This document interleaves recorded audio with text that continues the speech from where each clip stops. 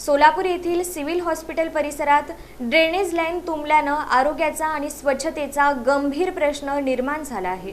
मिळालेल्या माहितीनुसार ए ब्लॉकमधील स्वच्छतागृहांमधून पाण्याचा निचरा होत नसल्यानं ड्रेनेजचं पाणी साचून राहिलं आहे।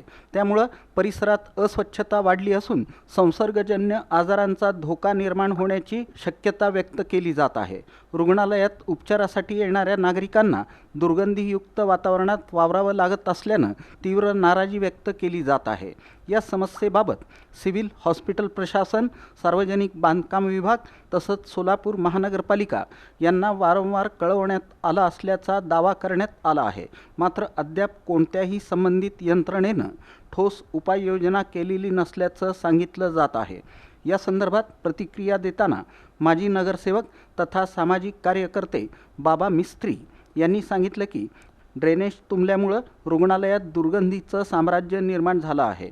याबाबत अनेकदा संबंधित विभागांना माहिती देण्यात आली, मात्र सार्वजनिक बांधकाम विभाग महापालिकेकडे बोट दाखवत आहे, तर महापालिका सार्वजनिक बांधकाम विभागाकडे जबाबदारी ढकलत आहे। श्री छत्रपती शिवाजी महाराज सर्वोच्च रुग्णालय या ठिकाणी अर्थात ए ब्लॉक या ठिकाणी गेल्या 10-12 दिवसापासून ड्रेनेज चोकवून आत टॉयलेटचं पाणी, हात धुतलेलं पाणी, पेशंटना रुग्णांना धुतलेलं पाणी, सगळं पाणी जमा व्हायला येतंच, बाहेर पाणी जायला तयार नाही। PWDकडे तक्रार केली आहे मी, म्हणजे सार्वजनिक बांधकामकडे तक्रार केल्यानंतर तिने तपासणी केली, हे आमचं काम नाही आहे, बाहेरनं चोकअप झालेलं आहे, हे महानगरपालिकेचं काम आहे। बाहेर कुंकुबाई दवाखान्यासमोरचे ते मॅन्युअल आहेत त्यामध्ये झाडाचे मुळे जाऊन तो चोकअप झाले आहेत। 10 वेळा महापालिकेच्या लोकांना सांगूनसुद्धा त्यांनी इथं दुर्लक्ष करत आहेत। इथं येणारे रुग्णाची हाल व्हाली, रुग्ण या ठिकाणी उपचारासाठी येतो आहे,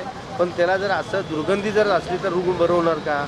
डॉक्टर आमचे रात्रंदिवस काम करतात पेशंटसाठी, रुग्ण बरोबरसाठी, परंतु महानगरपालिका दुर्लक्ष करत आहे। कारण महापालिकेचं काम आहे कंपाऊंडच्या आतलं काम हे BNCचं म्हणजे सार्वजनिक बांधकामचं काम आहे, कंपाऊंडच्या बाहेरचं काम महानगरपालिकेचं आहे। महापालिका वारंवार सांगूनसुद्धा महापालिका दुर्लक्ष करत आहे।